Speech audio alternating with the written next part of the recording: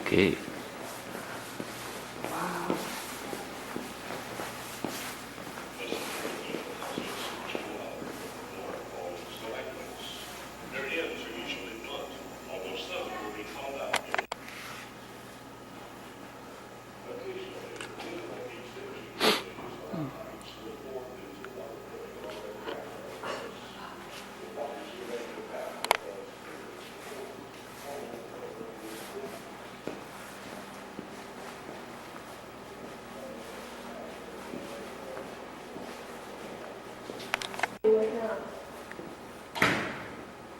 Is everyone different? I think they'll have the same type of coin. They might be different colors.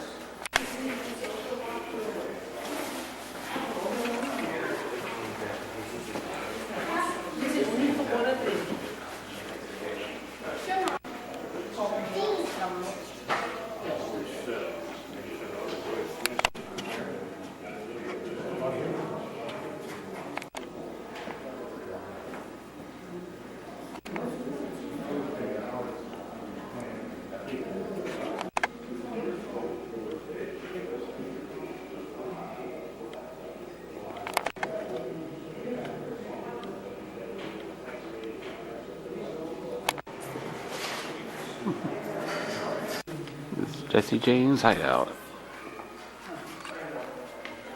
He must have been a very short guy.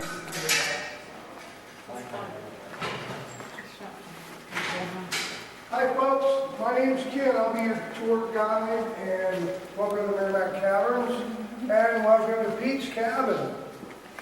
Now, this old cabin really doesn't have a whole lot to do with the cave. It's just representing the horses and carriages on the side of the walls. There's a glitter ball in here. Yeah, he swear it's gotten so popular. I don't think that came with the cave. St. Louis all the way to Stanton, they would ride the train. The mule team, the mule scared, would hook up their wagon teams, and they'd head on up Stanton and pick up a load of people. Now I want to tell you how they went about making gunpowder. Come on in, gunpowder, folks. Okay, this is known as Saltpeter Cave before it was turned into Meremec Caverns.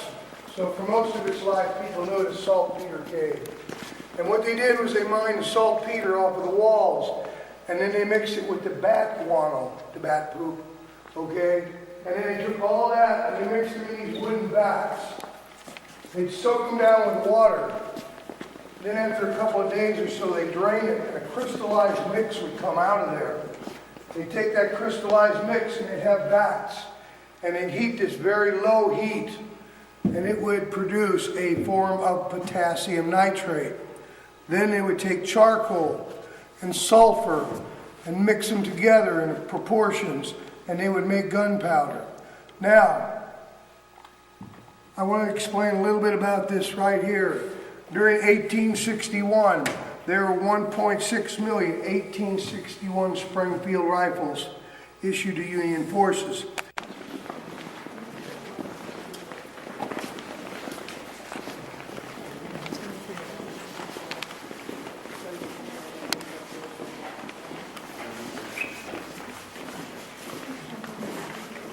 And Art, they tell me, was a really nice guy and very generous, but they tell me he was an extreme practical joker.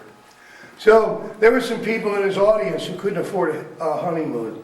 So Art had this great idea. He'll give them a honeymoon deep in the heart of the Missouri Ozarks for 10 days. All expenses paid. But when they got here, this is what they found. And they were informed they had to dress up in caveman and cavewoman outfits.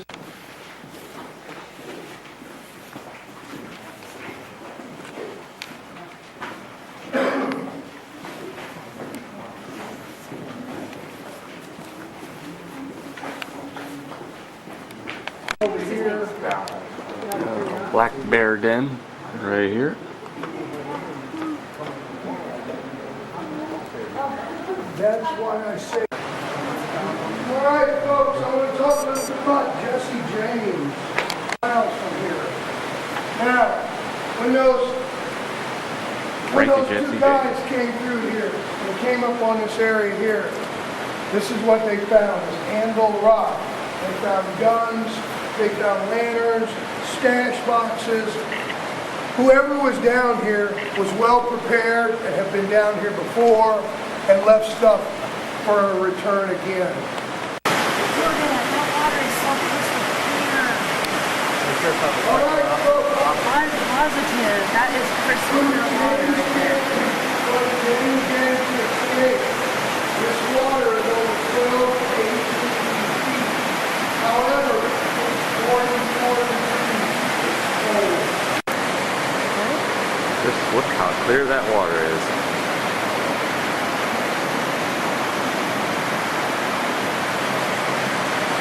Spots around here, don't they? Now, I do want to point out our shelter, atomic bomb shelter, our civil defense area. We call it a lot of things, but thank God we didn't use it, right?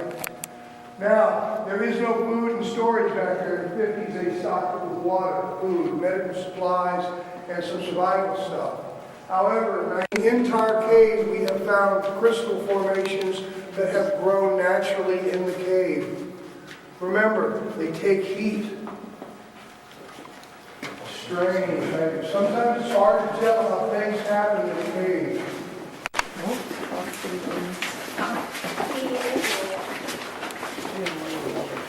Oh yeah.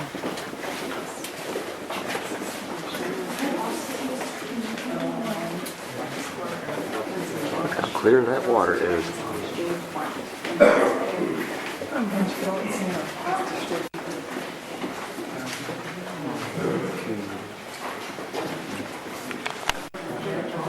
That camera back there goes back about 1.5 miles.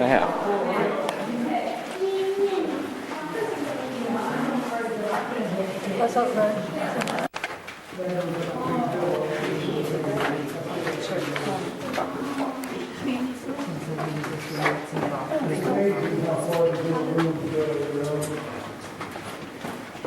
Yeah, it's just got about 20% cooler in here.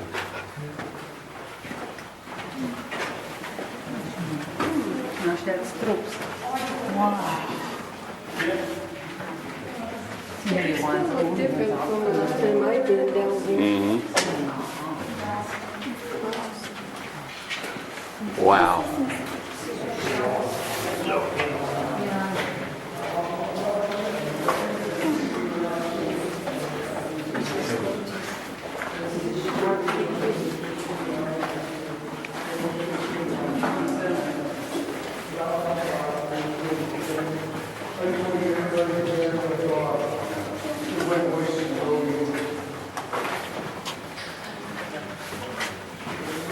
Yeah, there's a whole other level up there. I'll talk about that too. It goes all the way over different areas of the cave. Maybe the minerals are passing through a little different, at a different rate over there. It's very difficult to say. I do want to point out a couple things. Over here are the only leper stalagmites in the cave, here and on the other side. And only in the lower level were they ever found. Now, I do want to point out something else. This is a man-made lake. This was made for show. This is clay in the bottom here. If this was natural, this would be minerals. Okay? When we go upstairs,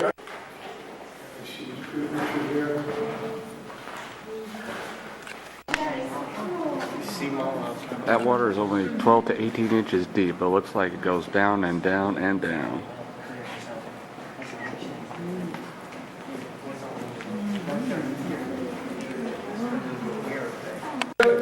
largest single formation known in the world. We call it Onyx Mountain. Now, remember when I talked about a soda straw? And then I talked about a stalactite and a stalagmite. And then I talked about where they meet. Well, guys, this is hard to handle, but 50 million years ago, they estimate this started out as a soda straw. And it grown so big, it cut off its own water supply on this side of the mountain. And as you can see, the iron is oxidizing. Well, they're close. Here we go. Welcome to our echo room. You guys know why it's called the echo room, right? You figured that one out. Kids love it. All right. The white stuff is calcined ice. It's actually calcium. It's the same thing as your teeth. The orange, that's your iron. The black, that's your manganese. Same thing as your onyx jewelry. Now, you see these little pockets here. They're not very deep, 6, 8 inches at the most. Heck, you wouldn't think it would take long to form. Those pockets took over 1 million years to grow into those pockets. You know how I know that? I can look in the bottom of those pockets and I can look at the water in there. And that water has acid in it. And for that acid to eat away at that mineral in that water takes an awful long time, folks. Now, when I was downstairs, I told you that was a man-made lake because of the clay in it, right? If you look in this one, this is a natural one. And it's the only way it could be. Because this is all minerals falling down into this water. The minerals fell to the bottom of the lake, and the acid in the water ate away at it and created those little botanoid balls that in there. Now, something else I want to point out. This is a rich red iron room. And iron, the red, is dominant over white on the color wheel, right? Now, you ask me, it's pretty crazy for all this. We got the royal blue, we got any royal fans? I don't give any of them up here. So green. But what looks good is when we put them all together. Oh. And it gives you some real depth.